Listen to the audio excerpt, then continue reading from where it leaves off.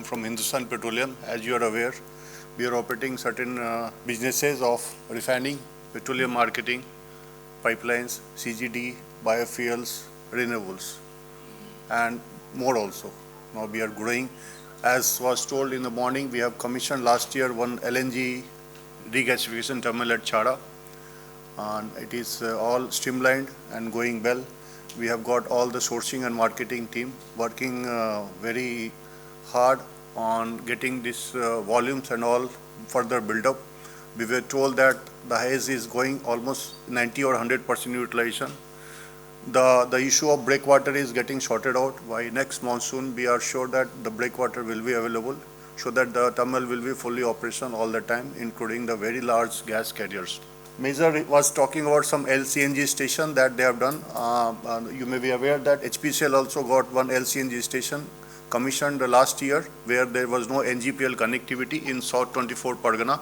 Of course, the volume what he talked about 2 lakhs SCMD. What we are doing is almost 10,000 to 12,000 SCMD. The capacity is more, but depending on the demand, we are further growing for this LCNG station at Falta, which is around 40 kilometers from Calcutta. As you are aware, HPCL has got 14 GAs authorized till now, plus we have got some 18 number CNG stations authorized in Ahmedabad city as part of our CNG cells. We are into 9 states and 43 districts, UP, UK, that is Uttarakhand, Haryana, Rajasthan, West Bengal, Jharkhand, Bihar, and now recently we got 12th round Sikkim GA, where Residence is also a partner to us as our PMC consultant.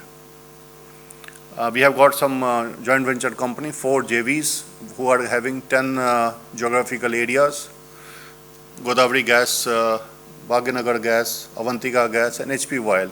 I will talk something about the key drivers and challenges about the CGD business.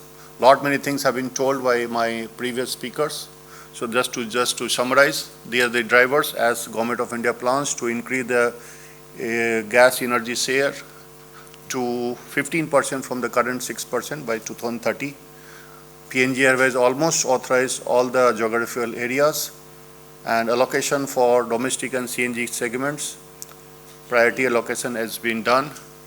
This part of the environmental concerns are initiative by the government and entities to go for cleaner fuel, natural gas versus the polluting fuels like liquid and coal.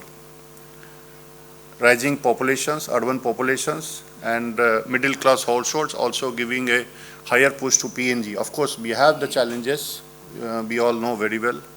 Strong demand for clean transport fuel like CNG vehicles, the fleets, buses, as was told, number of registration getting increased for the CNG vehicles as a new basis. In addition to the retrofitting being promoted, and we have got many schemes for retrofitting to the existing vehicles into CNG vehicles, and a lot of initiative and schemes are being promoted by us also as part of the CNG vehicle retrofitting and conversion. We require, as you know, these are the drivers, large-scale pipeline projects for NGPL is getting done. These are high capex project, and part of that, Government of India is also pushing for those being part of the GDP growth on the public expenditure and the capital expenditure to be done by government and government entities. We have got exclusively for 8-10 years for marketing and infrastructure for 25 years. Of course, it will go further because certain investments which have been made by the CGD companies will be going further, and we need to see how we can go away with that. And as you know that CNG or PNG prices fixing is done independently by the entities for the authorized area where they have got exclusive marketing rights. We have got technologies like smart metering, GIS, network system, all the applications, mobile app, and the e-gas and the payment systems, improving the consumer services and interfacing.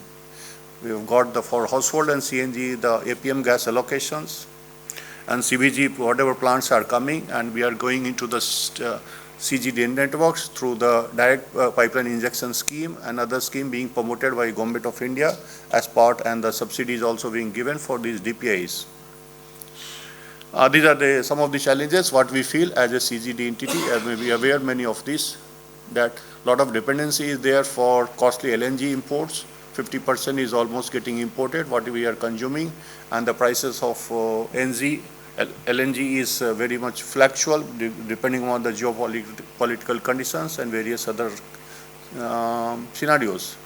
We need to go for sometimes Thai spot cargoes and contracts for LNG supply. Of course, we are, as a HPCL, we are going for some mid-term and long-term contracts also for our feeding our existing Chhara terminal. We had some issues we are having on the DPNG regarding the collection of the payments by the consumers, especially when we go to tier 2 and tier 3 cities. Some of the infrastructure hurdles like land acquisitions and ROW and permissions for laying the pipelines and the stations and mother stations. Capex requirement is high and payback period is longer, limiting our further aggressiveness into development of the infrastructure. Some of the NGPL pipeline, as was told, almost 100 GAs have not been connected. We have got a couple of GAs where there is no NGPL in sight also, so 24 Pargana and Sikkim. Sikkim also, we are not sure about the connectivity of NGPL. We may have to go for a virtual pipeline or transporting through nearby GAs. Some of the regulatory and policy risks are there. Some of the changes in the scenario of subsidy in LPG and all in order to compete with our DPNG customers, and exclusivity period expiry after 10 years, and chances of or risk of competition from third party on those GAs.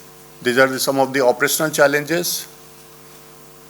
Digitally capturing all the data, payment collections from the domestic customers and outstandings and all these requirements of the audits, and maybe giving the penalties and stopping of the gas supplies.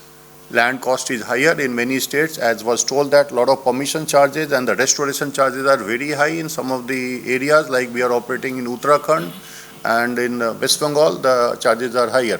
A lot of states are not having CGD policy yet to be framed, so where we are having lack of the rules and the policies for getting our permissions. Like in Jharkhand, we have no CGD policy as on date.